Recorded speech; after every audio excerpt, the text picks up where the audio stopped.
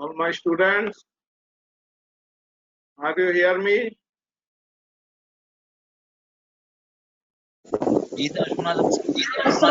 Yes, sir. Hope you are all loyal, both in individual and in family. Last class আমরা identification, classification, race, difference between different races, then the sex, nuclear sexing, intersex, and determination of adolescent sex, teeth, type of teeth, and determination of adolescent age, how you will determine আমরা এই পর্যন্ত ছিলাম।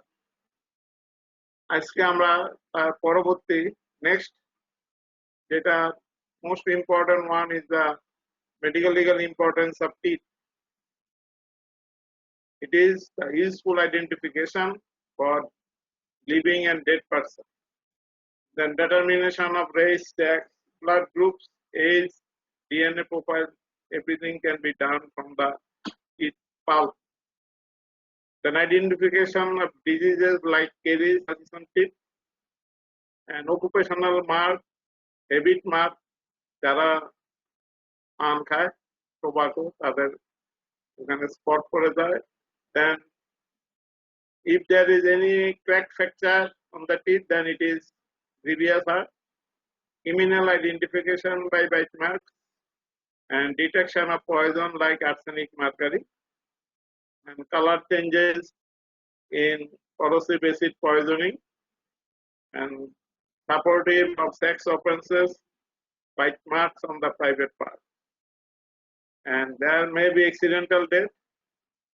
Those who have artificial denature may be due to choking. All these are medical legal importance of it, importance for written and viva. Then most important one, different ages, medical legal importance. One age key importance, written and viva, both for 12 years below the age cannot give a valid consent. তখন consent দিতে হবে guardian, legal guardian. Then at the age of 14 years, below the age, staff cannot be employed in factory. And 15 years, sexual intercourse even with his own wife below this age, not at this age, below the 15 years amounts to rape. And 16 years, most important one, there are various importance. Under this age, taking away male from a guardian is amounting to kidnapping. Under this age, sexual intercourse with a girl, even with her consent, is rape. It is called statutory rape. Under this age, an offender is a juvenile offender and tried in a juvenile court, not in the normal court. If convicted, sent to postal or reformatory school where he or she stay up to 21 years of age. If conviction covered, অর্থাৎ যদি অত বছর পর্যন্ত cover করে তাহলে ওখানে 21 বছর পর্যন্ত থাকতে পারে। This is among these 16 years is very important for medical legal importance. Then 18 years, attain majority on completion of this age, except those under the guardianship of a court, যারা যে juvenile offender তাদের ক্ষেত্রে 18 হবে না, তাদের 21 পর্যন্ত লাগবে।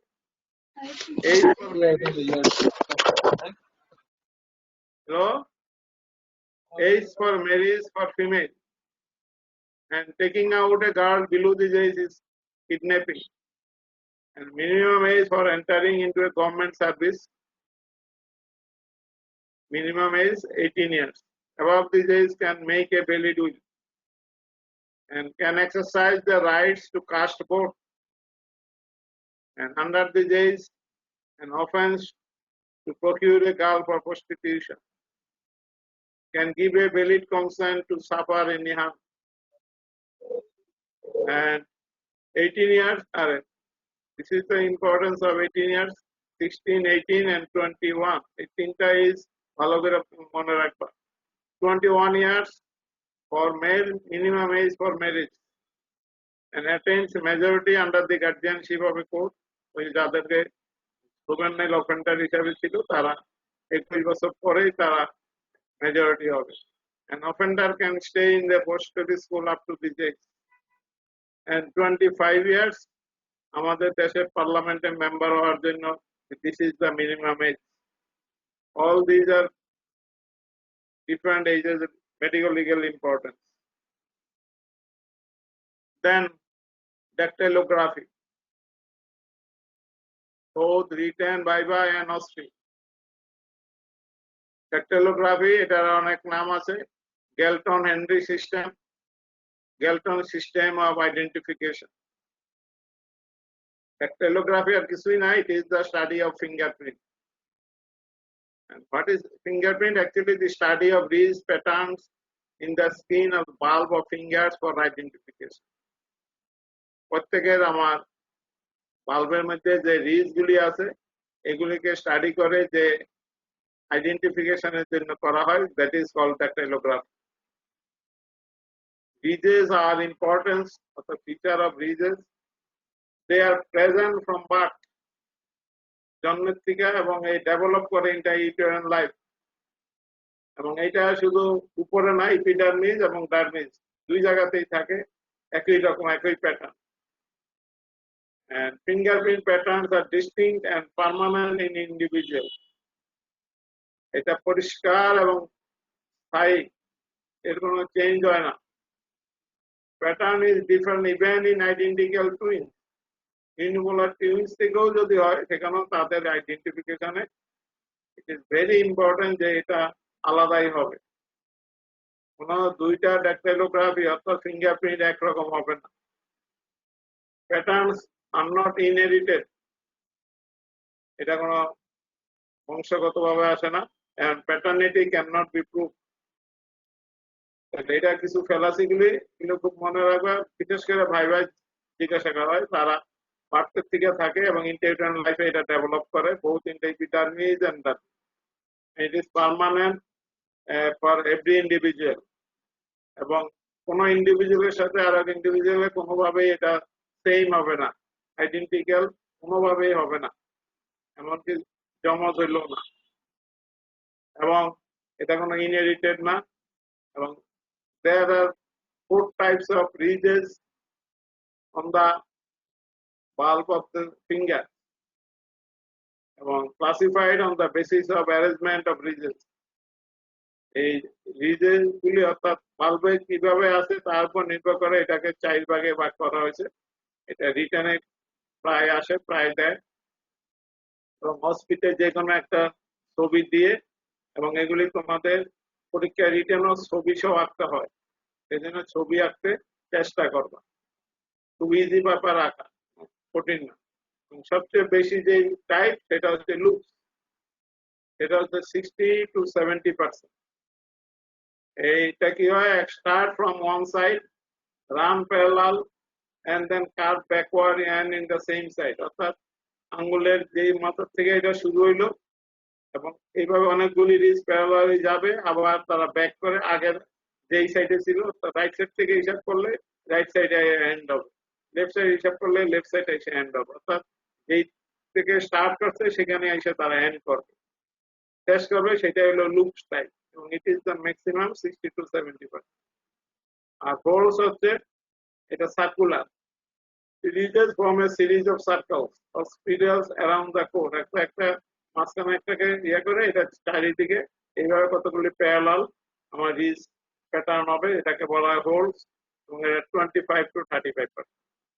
আর আর্টসেস হচ্ছে 6 to 7%। এটা হচ্ছে ওয়ান সাইড থেকে আরম্ভ হবে এবং অন্য সাইডে যায় শেষ হবে, এবং আর্টস ফ্যাশন মানে প্যারালালি যাবে, এটা হলো আর্টসেস, এটা 6 to 7%। আর কম্পোজিট হচ্ছে 1 to 2%। উপরে যে তিনটা বললাম এই তিনটার যে কোনো কম্বিনেশন হতে পারে, এটা হলো 1 to 2%। তাহলে ম্যাক্সিমাম হচ্ছে লুপস, দেন হর্স, দেন আর্টসেস। লুপস আর কিছুই না, যেই সেট থেকে আরম্ভ হবে সেই সাইডে দিয়ে শেষ হবে, ফোর্স হচ্ছে একটা সার্কেলকে সার্কেল করবে ওরা।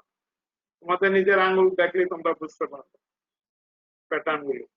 এবং আর্টস হচ্ছে এক সাইড থেকে আরম্ভ করে অন্য সাইডে যে এটা শেষ হবে, আর্টস এর মতো একটার সাথে আরো প্যারালাল দিতে অন্যদিকে যে শেষ হবে। আর কম্পোজিট হচ্ছে এর কম্বিনেশন। নিজেদের আঙ্গুল নিজেরা দেখে বুঝতে পারবো যে তুমি কোন প্যাটার্নের ভিতরে আছো।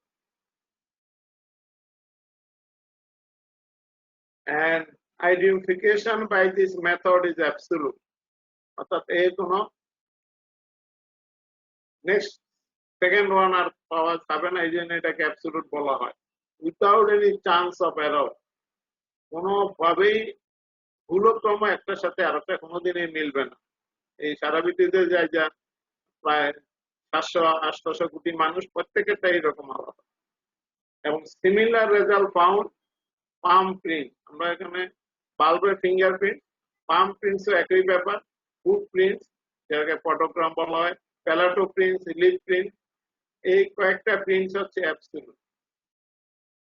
পরীক্ষার সময় বিশেষ করে ভাইবা জিজ্ঞাসা করে যে ফিঙ্গারপ্রিন্ট বললে অ্যাবসলিউট, এইরকম আর কোন অ্যাবসলিউট আছে কিনা? Yes, there are palm prints, foot prints, palato prints and lip prints. And for identification আমরা অলওয়েজ ডিএনএ এর কথা ভাবি সবসময়। DNA has been advocated as more dependable, সব ঠিক আছে, but it must be remembered that DNA profile of the same parent would make it similar DNA profile.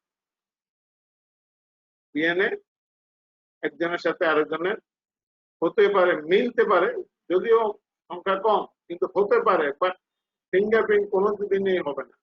সেই জন্য fingerprint pattern of unipolar twin also very and are not identical. So DNA is not absolute, but dactylography is the absolute.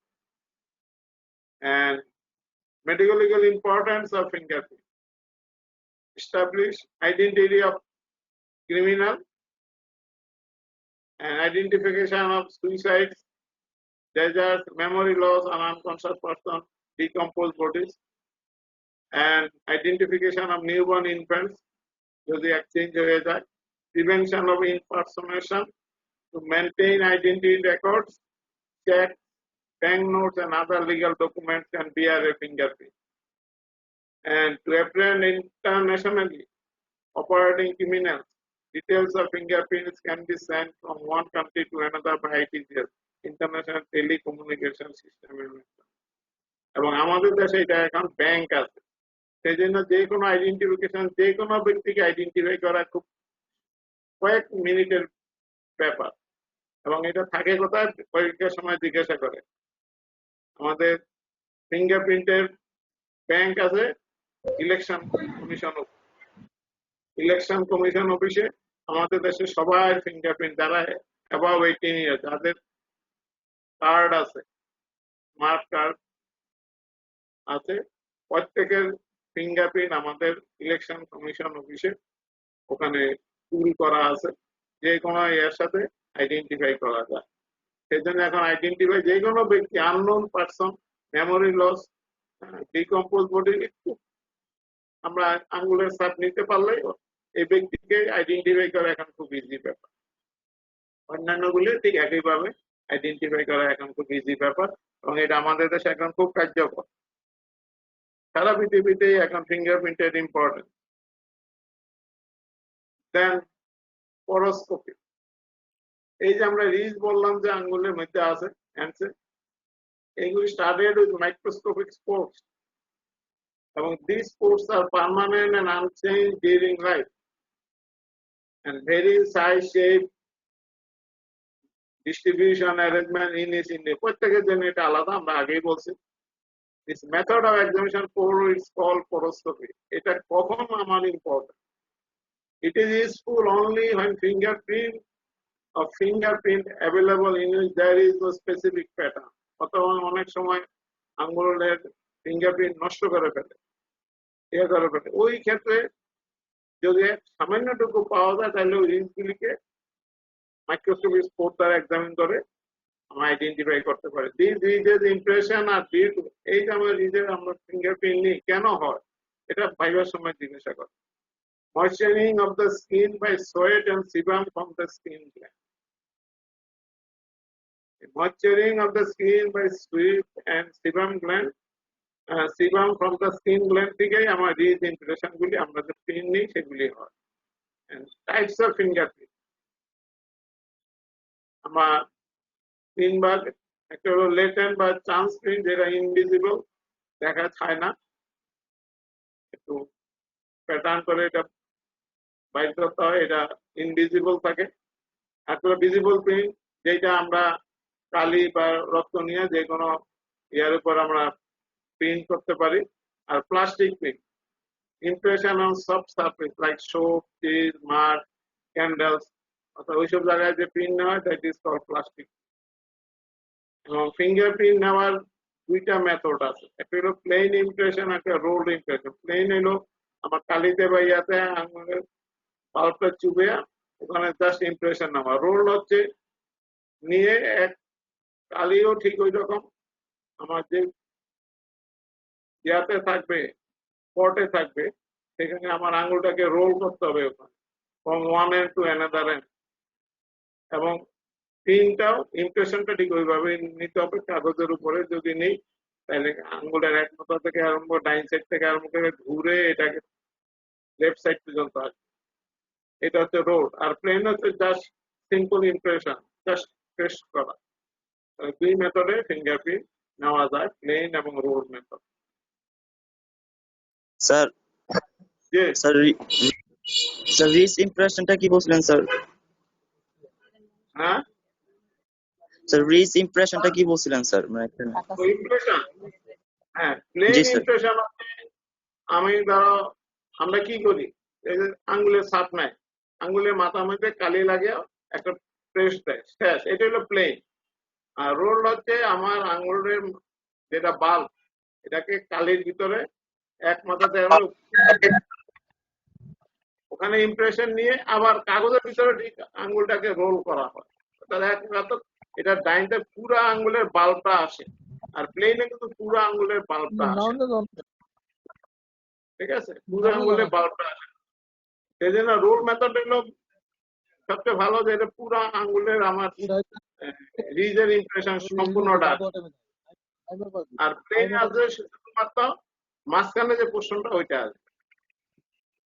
That is the plain impression or the rolled impression. Then another one is a bite mark. Bite marks এর সাথে দাঁতের সম্পর্ক আমার। Human bites are usually semicircular or eccentric, caused by front teeth, অর্থাৎ incisor এবং canine teeth দ্বারাই bite markটা হয়, with a gap on either side due to separation of upper and lower jaw. And it is semicircular, caused by bite from the incisor and canine. Incisor উপর নিচের, incisor আছে আমার দুইটা, ডান দিকে দুইটা, বাম দিকে দুইটা, এর সাথে ক্যানাইন। এই কয়টা দাঁতের ইমপ্রেশনে আমার বাইট মার্কটা সৃষ্টি হয়। যেহেতু আপার লিপ এবং লোয়ার লিপে গ্যাপ আছে, সেই জন্য একটা সেপারেশন থাকে। The teeth may cause clear separate marks or form a continuous or intermediate broken line. এটা নির্ভর করে দাঁতের অবস্থানের উপরে। Bite marks may be abrasion, contusion or laceration or a combination of above any two or three. And in forcible bites, যেখানে খুব জোর করে কামড় দেয়, একটা হলো এমনি কামড় দেওয়া ফোর্সেবল বাইট, যেখানে খুব প্রেশার দিয়ে বাইট করা হয়, কামড় দেওয়া হয়। Appearance is of two bones with their concavities facing each other and at a gap at each end. Teeth must become visible under ultraviolet examination in a dark room, যেটা আসতে দেয়, খুব বোঝা যায় না, ultraviolet light দ্বারা দেখতে হবে। In sexual bites, teeth are used to grip during sucking, resulting central or peripheral suck marks at page. And in love bites, usually seen on the areas that is rest neck, arms, thigh, genitalia. এটা ওই লাভ পাইটটা কোথায় কোথায় হয় এটা আমাদের examiner আসে, উনি যদি আসেন তাহলে লাভ পাইটটা যদি পাইট মারতে যায় উনি লাভ পাইটটা একটু জিজ্ঞাসা করে যে কোথায় কোথায় হয়, এটা একটু জিজ্ঞাসা করে, এটা একটু মনে রাখে। Then importance of bite mark. It is the useful identification. যেহেতু দাঁতের অবস্থান এক একজনের এক এক রকম, সেই দ্বারা কে দ্বারা এটা হইতে অনেকটা আইডেন্টিফাই করা যায়।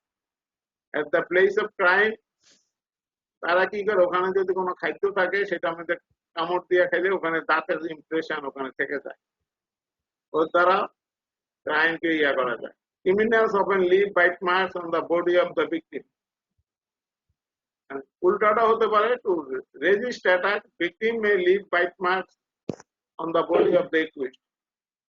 Presence of bite marks on breast and genitalia suggestive of sexual offense. And এখান থেকে আমরা আইডেন্টিফিকেশন আরো একটু ইজি হয় যদি স্যালাইভা আমরা এক্সামিন করতে পারি from bite marks, blood group can be determined and helps in identification of biter. এই দ্বারা আমরা আইডেন্টিফিকেশন করতে পারবো, গ্রুপিং করতে পারবো এবং এটা সেক্সুয়াল না নন সেক্সুয়াল আমরা অনেকটা অ্যাসেস করতে পারবো। Then another important one is the scar. What is scar? A scar is a fibrous tissue covered by epithelium without hair follicles, sweat glands or pigment. এরা সব আছে ইপিথেলিয়ামের মতো, আমার স্কিনের মতোই, বাট এখানে হেয়ার ফলিকল থাকবে না, সোয়েট গ্ল্যান্ড থাকবে না আর পিগমেন্ট থাকবে না। Produced from healing of a wound. And injury to dermis produces a scar. যদি ইপিডার্মিস হয় স্কার খুব একটা হবে না, যখনই আমার ইনজুরিটা ডার্মিস পর্যন্ত যাবে then it produces a scar. Scars are permanent. প্রথম দিকে তো তার এরিয়াটা বেশি থাকে, পরবর্তীকালে এটা আরো সংকুচিত হয়েছে, বাট ইট ইজ পার্মানেন্ট, একটা স্কার মার্ক অবশ্যই থাকবে। তাহলে এটা আর কিছুই না, একটা fibrous tissue without hair follicle, sweat glands and pigment and produce from healing of a wound. এবং ডার্মিস যখন ইনজুরি হবে ডাউন এ স্কার প্রডিউস হবে, ইপিডার্মিসে স্কার প্রডিউস হবে না। Characteristics, scars may indicate the type of injury. এরকম যখন inside উন্ডে linear স্কার হবে, আর যদি ইনফেকশন হয় যখন সেকেন্ডারি হিলিং হবে তাহলে এই স্কারটা ওয়াইডার হবে, থিকার হবে in the centre. In case of lacerated wound and supported wound, যেটা লেসার্ডেড উন্ড অথবা প্রথম থেকে ইনফেক্টেড, সেটা firmer, irregular, prominent and attach to the deeper tissue. And stab injuries, এটা শেপ বিভিন্ন রকম হতে পারে, ওভাল, ওদের ইনস্ট্রুমেন্টের উপর নির্ভর করে, oval, electrical, triangular, irregular and occasionally keloid formation হলেও হতে পারে। বুলেটে circular depress scar. In case of scald, গরম লিকুইডের জন্য spotted tend to be continuous. Corrosive, acid, burn, radiation, irregular scar with keloid formation. Vaccination যেটা টিকা দেওয়া হয় সেখানে একটা সার্কুলার বা ওভাল ফ্ল্যাট স্কার। আর এখন তো স্মল পক্স হয়েছে, যাদের আগে স্মল পক্স হয়েছে, সিফিলিস বা স্কিন ডিজিজে মাল্টিপল স্কার পাওয়া যায়। ছোট ছোট বিভিন্ন জায়গায়, যে জায়গায় এফেক্টেড হয়েছে মাল্টিপল স্কার পাওয়া যাবে।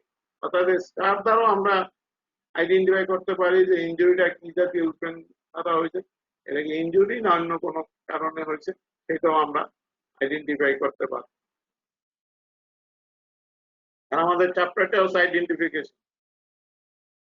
দেন এইজ অফ স্কার, সাধারণত 5 থেকে 6 দিনের ভিতরে একটা ফার্ম ইউনিয়ন হয়ে যায়, রেডিশ আর ব্লু ইংলিশ স্কার, তো লাল স্কার হয়। 14 days এর ভিতরে pale, soft and sensitive scar. And up to end of 2nd month, no further change. Then 2 to 6 months, scar become white, glistening, tough and wrinkles. অর্থাৎ যেটা আমরা দেখি সেটা সাধারণত 2 থেকে 6 মাসের ভিতরে হয়ে যায়। আফটার দিস নো চেঞ্জ, যে অবস্থা ছিল সারা জীবন ওইভাবেই থাকবে। And what are the importance? It is one of the identification mark, nature of type of injury, এটা আমরা বুঝতে পারবো। Age of scar important in criminal offence, কতদিন আগে ঘটনাটা ঘটছে, যদি আমার এই সময়ের ভিতরে হয় তাহলে আমরা লিনিয়ার উইকেন্ড, যাদের প্রেগনেন্সি হয় তাদের এটা পার্মানেন্ট স্কার মার্ক হয় এবং এটা ইন্ডিকেট করে যে প্রিভিয়াস প্রেগনেন্সি হয়েছিল। দেন ডিসফিগারেশন ডিউ টু স্কার, যদি কোনো ইনজুরির কারণে ডিসফিগারেশন হয়, ইট ইজ গেভিয়াস হার্ট, আমরা জানি এটা গেভিয়াস হার্টের কম্পোনেন্টের ভিতরে আছে। Then restricted movement of joints, যে দুই জায়গায় কোনো ইনজুরির কারণে রেস্ট্রিক্টেড মুভমেন্ট হয় due to scar formation, it is also previous hurt. এবং অনেক সময় এটাকে কার wound may be attributed a disease, অর্থাৎ রোগ হইলে যে স্কার হয় সেটাকে অনেক সময় উন্ডের হিসাবে অনেক সময় অনেকে এটাকে দেখাইতে চায়, মানুষকে ফাঁসাইতে চায়, বা উল্টাটাও হতে পারে। কার হয়েছে কোন উন্ডের কারণে সেটা ইগনোর করতে চায়, তারপর না বলতে চায়, সেই জন্য এটাকে ডিজিজ হিসাবেও বলতে পারে। স্কারের ইম্পর্টেন্স হচ্ছে আমার লিনিয়ার ডিকেন্স হলে প্রিভিয়াস প্রেগন্যান্সি, ডিসফিগারেশন হলে আমার previous hurt, restricted movement due to scar previous hurt, এগুলি আমার কার আমরা টাইপ অফ ইনজুরি কিছুটা আমরা আইডেন্টিফাই করতে পারবো। and more important, it is one of the identification mark, এবং আমরা জানি যে যখন কোনো সার্টিফিকেট দিতে হয় তখন আইডেন্টিফিকেশন মার্ক, মিনিমাম দুইটা আইডেন্টিফিকেশন মার্ক আমার সার্টিফিকেটে লিখতে হবে।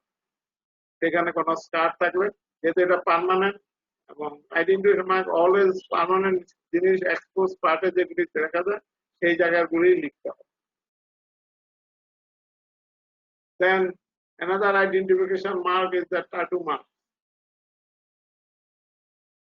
Tattoo marks আর কিছুই না, এটা এখন আমরা অনেকের ভিতরে দেখি, বিশেষ করে যারা প্লেয়ার তাদের ভিতরে এগুলি আমরা দেখি। Tattoo marks are designed made in the skin by multiple small puncture wounds with needles or an electric vibrator dipped in coloring matter, অর্থাৎ এটা পাংচার wound করতে হবে এবং স্মল পাংচার wound করে আইদার নিডলস আর ইলেকট্রিক্যাল ভাইব্রেটর আছে, ওই needles এর মতোই এটা কালারিং ম্যাটেরিয়ালের মধ্যে চুবিয়া বিভিন্ন কালারের, বিভিন্ন শেপের, বিভিন্ন রকমের ট্যাটু মার্কস তৈরি করে। The most permanent picture are made when dyes penetrate the tattoo. এটা আমরা যেহেতু এটা একটা স্কারের মতোই, সেই জন্য এপিডার্মিস পর্যন্ত গেলে কোনো লাভ হবে না, ডার্মিস পর্যন্ত যাইতে হবে, তাইলে এটা পার্মানেন্ট হবে।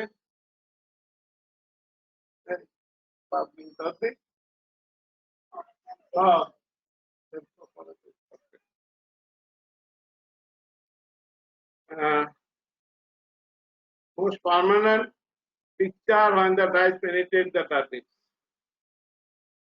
Dyes যেগুলি ইউজ করা হয়, কমন ডাইজ হচ্ছে ইন্ডিয়ান ইঙ্ক, কার্বন, ভার্মিলন, এটা রেড হয়, ইন্ডিগো, বিভিন্ন রকমের কালারিং ম্যাটেরিয়াল করা হয় এবং বিভিন্ন শেপের করা হয়।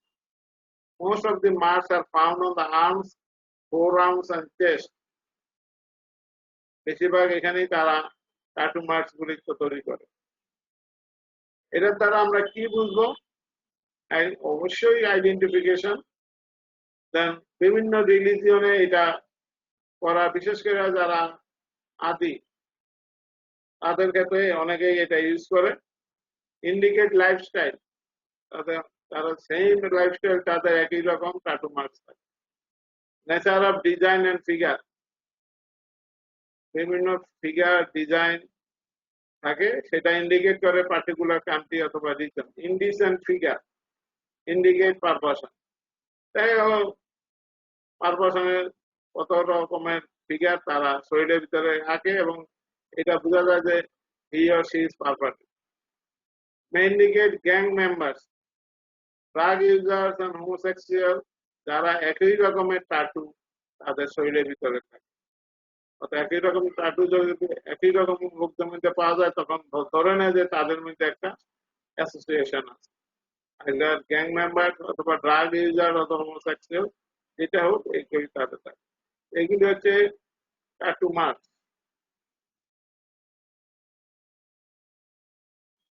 Then stature. Statureটা কিছুই না, body or height of body length of a person. একটা মানুষের লম্বা অথবা উচ্চতা কতটুকু সেটাই হলো স্টেচার। আমরা প্রথম দিকে আইডেন্টিফিকেশন বলছিলাম যে তিনটা যে জিনিস হচ্ছে প্রাইমারি আইডেন্টিফিকেশন মার্ক বলা হয়, এগুলো এই সেক্স আর হলো স্টেচার। এই তিনটা হচ্ছে প্রাইমারি আইডেন্টিফিকেশন মার্ক। এবং আমরা আমরা হাইট মাপি, সবকিছু মাপি, কিন্তু এটারও কিছুটা পরিবর্তন। It is maximum between 25 to 30 years, অর্থাৎ 25 থেকে 30 বছরের ভিতরে হাইটটা বেশি হয়, তারপরে মানুষের হাইট পরিবর্তন কিছুটা হয়। এইভাবে ডিউরিং মর্নিং সকালবেলা হাইটটা বেশি থাকে। ইন রিকাম্বেন্ট পজিশন যদি অর্ধ শয়ন অবস্থায় থাকে তাহলে 1 থেকে 3 সেন্টিমিটার পর্যন্ত মানে বাড়তে পারে। আফটার ডেথের তখন after during relaxation of muscle, যখন মাসল গুলি রিল্যাক্স অবস্থায় থাকে ঠিক ওই পিরিয়ডে ডেথের সময় মানুষের হাইটের কিছুটা বৃদ্ধি পেতে পারে। তাহলে বৃদ্ধি পায় ম্যাক্সিমাম হচ্ছে 25 to 30 ইয়ার্স বয়সে মানুষের হাইট ম্যাক্সিমাম থাকে। মর্নিং এ কিছুটা বেশি থাকে, রিকাম্বেন্ট পজিশনে থাকে, এবং after death during relaxation of muscle. আর এটা কমে কখন? আফটার 30 ইয়ার্স, খুব অল্প করে কমতে থাকে। দেন ইন আফটারনুন এন্ড ইভিনিং, আমরা মর্নিং এ বলতে পারে, আফটারনুন এন্ড ইভিনিং এ কিছুটা কমে। due to reduced elasticity of the vertebral muscle in standing position and after that during rigor mortis, যখন মাসল কন্ট্রাক্ট করে তখন আমার লেন্থ বা হাইট, মরার পর তো সাধারণত লেন্থই হয়, কারণ তখন তো মানুষ দাঁড়িয়ে থাকে না। তাহলে একটা হলো during rigor mortis and যদি আফটার ডেথ স্ট্যান্ডিং অবস্থা রাখে তাইলেও তার হাইট কিছুটা কমবে। আর আফটারনুন আর ইভিনিং এবং 30 বছরের পরে যদিও খুব লেস অ্যামাউন্ট, কিন্তু আমার স্ট্রেচার বা হাইট বা লেন্থ কিছুটা হইলেও পরিবর্তন হবে। এটা বয়সের সাথে, সময়ের সাথে, মৃত্যুর আগে পরে এবং কখন, রিল্যাক্সেশন অফ মাসল অথবা কন্ট্রাকশন অফ মাসল। এখন একটা মানুষের লেন্থ বা হাইট মাপার জন্য, স্ট্রেচারে করার জন্য আমার কিছু বডির বিভিন্ন মেজারমেন্ট নিয়েও আমরা বাইর করতে পারি। যেমন length from tip of middle finger, মাঝখানের আঙ্গুলের টিপ থেকে আরম্ভ করে to the tip of opposite middle finger when arms are outstretched, অর্থাৎ দুই দিকে হাতটাকে প্রসারিত করে এক হাতের টিপ অফ মিডল ফিঙ্গার থেকে আরম্ভ করে অপর হাতের টিপ অফ মিডল ফিঙ্গার পর্যন্ত যে লেন্থ আমার, এটা হচ্ছে ক্লোজলি ইকুয়াল টু হাইট। এটাই মোটামুটি একটা মানুষের হাইটের সমান। দুই হাতকে প্রসারিত করলে দুইটা মিডল ফিঙ্গারের টিপ মেজার করলে যে লেন্থটা পাওয়া যাবে, that is the height of a person. Another way হচ্ছে status is equal to twice the length of one hand in centimeter from tip of middle finger to acromion process of clavicle plus 34 centimeter. এখানে হচ্ছে আমার middle ফিঙ্গারের টিপ থেকে আরম্ভ করে acromion process same সাইডে, অর্থাৎ ক্লেভিকলের acromion process, এইটার মেজার করে এটাকে ডবল করে তার সাথে যদি 34 সেন্টিমিটার যোগ করা হয় তাহলে লেন্থটা in centimetre equal to the length of the person.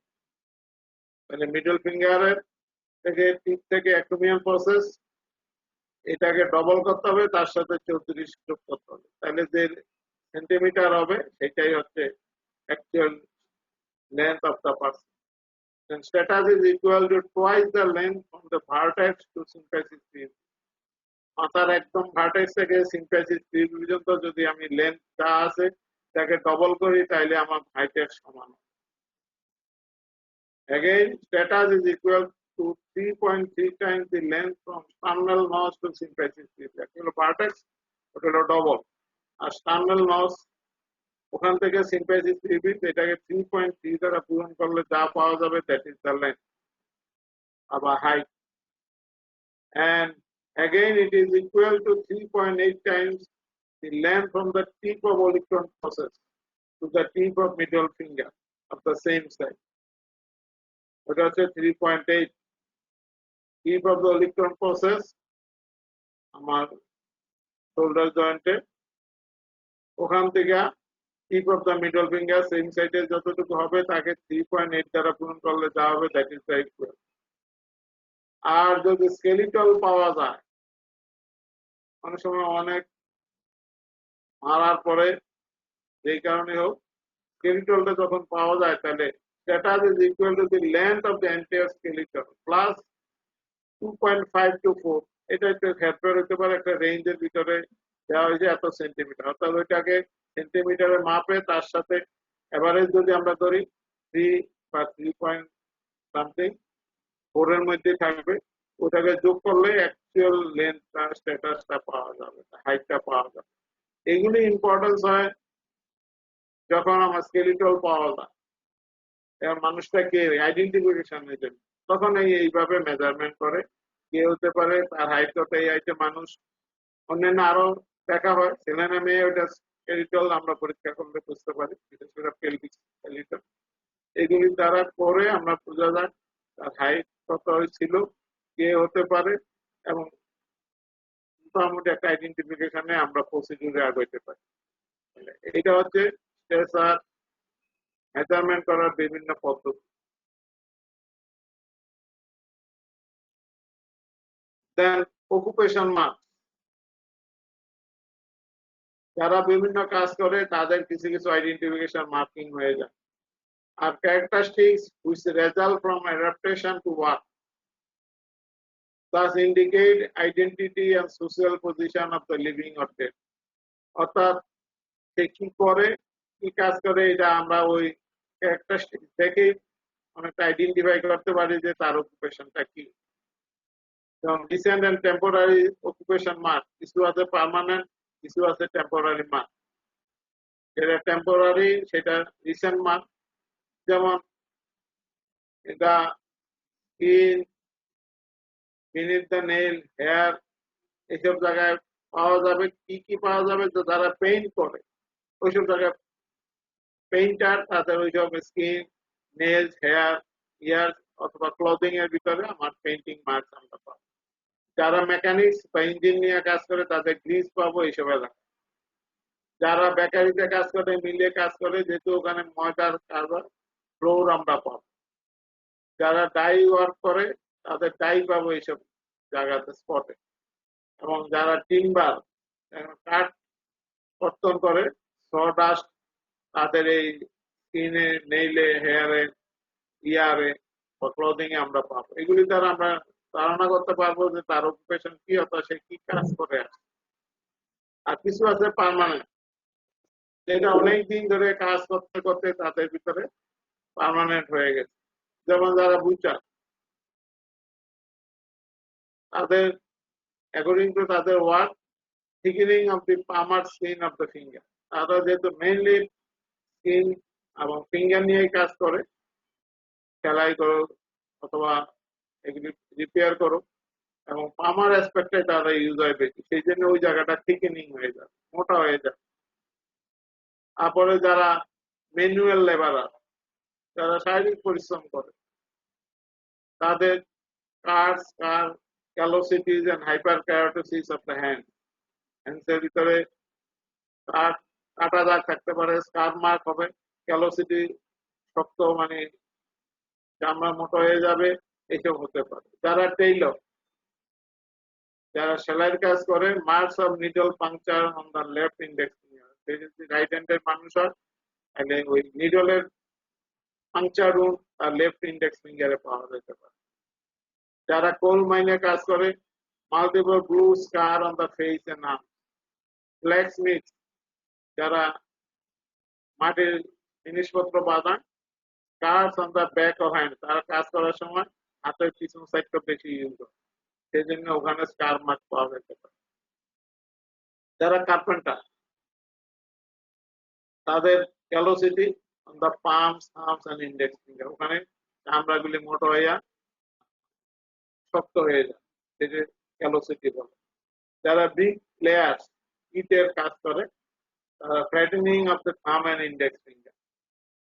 এইসব যারা বিভিন্ন অকুপেশনে কাজ করে তাদের বিভিন্ন অকুপেশনাল মার্ক হয় এবং এইগুলি আইডেন্টিফিকেশনের মার্ক।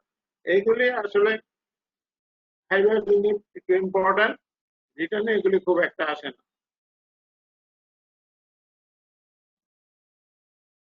দেন ডিফর্মিটিস, পিকুলারিটিস, ম্যালফরমেশন। একজনের শরীরের ডিফর্মিটি থাকতে পারে, পিকুলারিটি থাকতে পারে, এগুলি অল আর আইডেন্টিফিকেশন মার্ক। এবং বিশেষ করে আমরা যখন কোন আইডেন্টিফিকেশন মার্ক লিখবো তখন এইগুলি বেশি ইম্পর্টেন্ট। এবং এই ভিতরে দুই রকমের আছে, কিছু আছে কনজেনিটাল, কিছু আছে অ্যাকোয়ার্ড, যেগুলি জন্মগত ভাবে আছে। যেমন হেয়ার লিপ, ক্লেফট প্যালেট, টেলিপ্যাস, পায়ের আঙ্গুলগুলি বাঁকা হয়ে গেছে অথবা অ্যাঙ্কল জয়েন্ট বাঁকা হয়ে গেছে। Polydactylism, web fingers or toes, আঙ্গুলের সাথে একটা আরেকটা জোড়া লেগে গেছে। Birth marks and moles, Mongolian spots অর্থাৎ ডার্ক ব্লু আর violet macules in lumbosacral region, এটাকে মঙ্গোলিয়ান স্পট বলে। আনডিসেন্ডেড টেস্টিস, আমরা জানি যে টেস্টিস আমার প্রথমে পেটেই থাকে, এটা আমার আস্তে আস্তে নেমে আসে। যাদের ক্ষেত্রে নেমে না আসে তখন তাদের টেস্টিস যদি একদিকে না আসে তাহলে ওই একদিকে খালি থাকে এবং পেটের ইনগুইনাল আমার ক্যানেলের ভিতরে টেস্টিস আমরা পেতে পারি। এগুলো হচ্ছে অল কনজেনিটাল, এইগুলির দ্বারা একজনকে আইডেন্টিফাই করা যায়। আর কিছু আছে অ্যাকোয়ার্ড, যেমন এই যে অকুপেশনাল মার্কস আমরা আলাপ করলাম, এগুলি অ্যাকোয়ার্ড। টাটু মার্কস যেটা নিজেরা করে, স্কার মার্কস ডিউ টু যে কোনো কারণে ইঞ্জুরি হয়েছে সেখান থেকে স্মার্ট অ্যাম্পুটেশন, অ্যাক্সিডেন্টাল হোক, রোগের কারণে হোক, অ্যাম্পুটেশন করা হয়েছে। Fracture and deformities in bone and nail, fracture হয়েছে পরবর্তীকালে ডিফর্মিটি হতে পারে the bones and nails. All these are required. These are identification marks. And anthropometry, এটা আসলে খুব বেশি ইম্পর্টেন্ট না। anthropometry এটা যাদের মোটামুটি বডি এবং এর পার্টস মেজারিং করা, এবং এই যে 21 বছর পর্যন্ত মানুষের স্কেলিটল ঠিক থাকে, 21 বছরের পরে আর চেঞ্জ হয় না, এটার উপরে এটা বিভিন্ন data, data, body mass, body measure, এটা খুব বেশি ইম্পর্টেন্ট।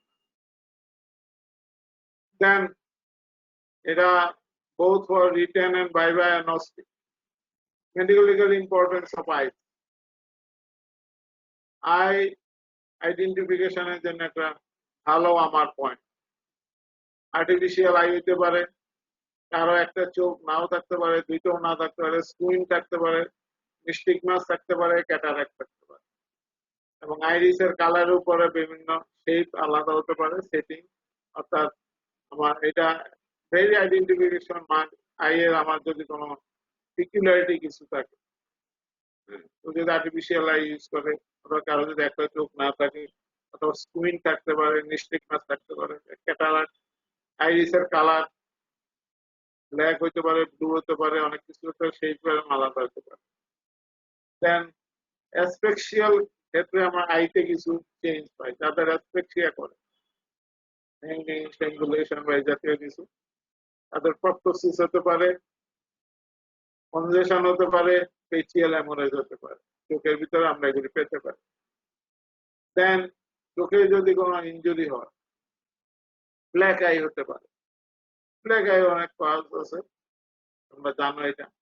দেন ফরেন বডির জন্য হতে পারে, কেমিক্যাল বার্ন হতে পারে, মেকানিক্যাল উন্স হতে পারে, ভিট্রিয়াস করয়েডর রেটিনা ইনজুরির জন্য হতে পারে, সাবলেক্সেশন অফ দি লেন্স, লেন্সটা কিছুটা লুজ হয়ে গেছে, পজিশনে নাই, দেখা যায় যে লেন্সের মুভমেন্টের মতো নড়াচড়া করে, that is the subluxation of lens. এইটাও আমার আইডেন্টিফিকেশন একটা মার্ক এবং ইন্ডিকেটস যে কি হতে পারে। ব্ল্যাক হইলে বোঝা যায় যে কোনো একটা ইনজুরি হয়েছে, অ্যাক্সিডেন্টাল হোক, হোমোসাইকেল হোক, যেইভাবে ইনজুরি হয়েছে। ঠিক ওই রকম ফরেন বডির জন্য হতে পারে, কেমিক্যাল বার্নস হতে পারে। আর মোস্ট ইম্পর্টেন্ট ওয়ান, পয়জনিং আমরা আইডেন্টিফাই করতে পারি by seeing the condition of the eye. Poisoning এ যদি ডাইলেটেড পিপল হয়, এগুলি পরীক্ষায় জিজ্ঞাসা করে এবং অস্পিতে আসে যে ডাইলেটেড পিপল কি কি কারণে হতে পারে। এগুলো ধাতুটা poisoning, cannabis poisoning, cocaine poisoning, alcohol poisoning, endrin, strychnine, atropine. এইসব পয়জনিং এ আমার ডাইলেটেড পিপলটা ডাইলেট হয়ে যাবে। আর অপোজিট কন্ট্রাক্টেড পিপল, চোখটা কন্ট্যাক্ট করে যাবে, ছোট হয়ে যাবে। এর ওপিয়াম পয়জনিং হতে পারে, ওপিসিতে হতে পারে, পাইলোকার্পিন হতে পারে, ফাইটোস্টিকনিন, নিকোটিন, বারবিচুরেট, বেনজোডাইজেপিন, কেপিন।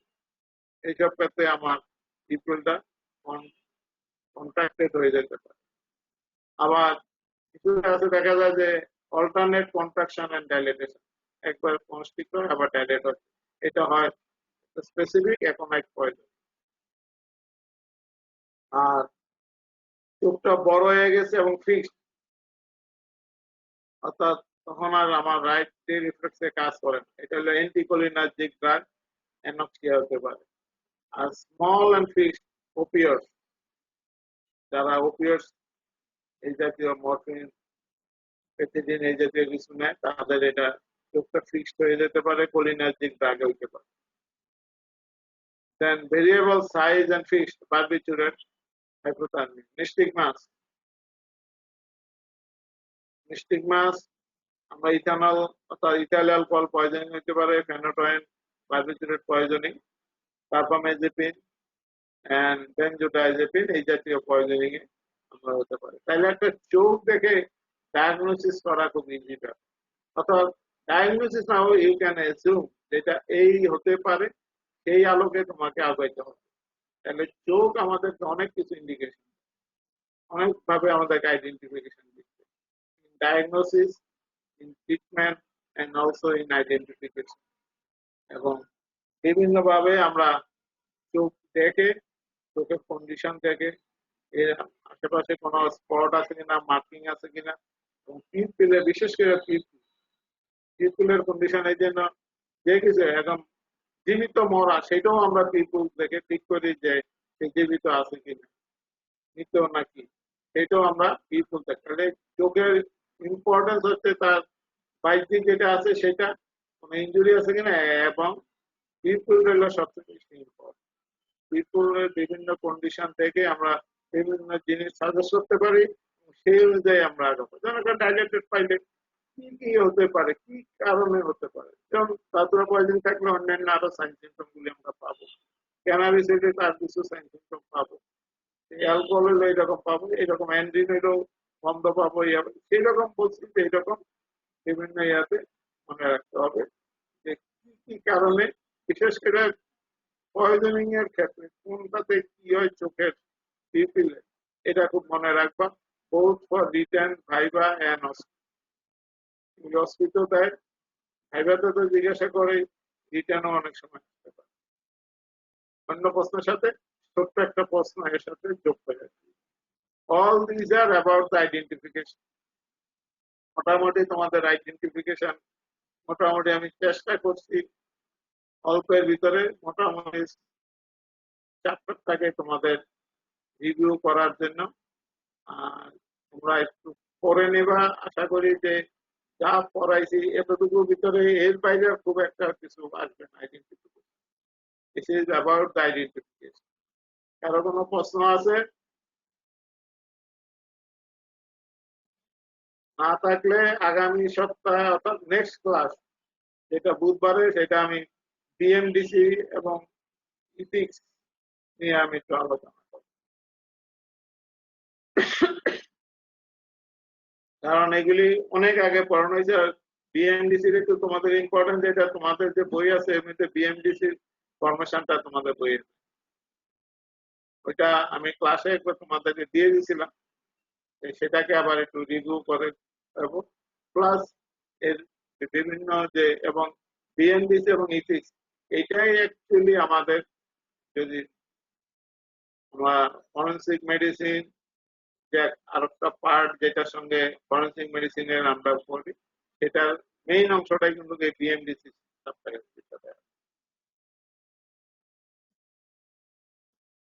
আমি নেক্সট ক্লাসে বিএমডিসি এন্ড ইথিক্স নিয়ে তোমাদের সাথে আলাপ করব। পরে আসবা, দেখে আসবা, আর যা পড়াইলাম এগুলি একটু দেখে নিবা, পরে নিবা। এবং আমি তো মনে করি যে আফটার তোমরা একটা কিছু নিউজ পাবাই যে পরীক্ষা সংক্রান্ত কবে হতে পারে, কি হতে পারে। আমার তো মনে হয় যে ঈদের পরে তোমরা একটা নিউজ পাবে, কাজে এখন থেকেই সেইভাবে প্রিপেয়ার নিবা, অর্থাৎ যাতে পরীক্ষার শর্ট নোটিস পরীক্ষাতে যাতে তোমরা ভালো রেজাল্ট করতে পারো। কোনো প্রশ্ন আছে?